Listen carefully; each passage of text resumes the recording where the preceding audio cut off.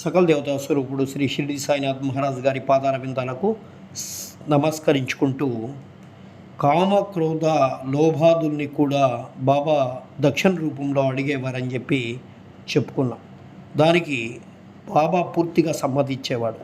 బాబా దక్షిణ రూపంలో కావాల్సినంత ధనము వసూలు చేసినప్పటికీ దాన్ని అంతయు వారు ఆనాడే పంచిపెడుతూ ఉండేవారు.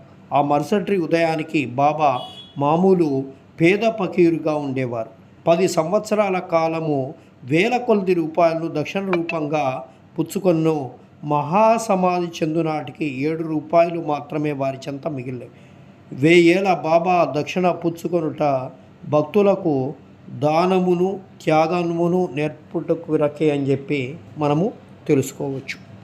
బీవీ దేవ్ ఠాణా నివాసి, ఉద్యోగ విరమణ చెందిన మామల్తాదారు, బాబా భక్తుడు. దక్షిణ గురించి ఆయన శ్రీ సాయిలీల మాసిక పత్రికలో ఇలా వ్రాశారు: బాబా అందరి దక్షిణ అడిగేవారు కారు, అడగకుండా ఇచ్చినచో ఒక్కొక్కసారి పుచ్చుకునేవారు కారు, ఇంకొకప్పుడు నిరాకరించేవారు. బాబా కొంతమంది భక్తుల వద్ద దక్షిణ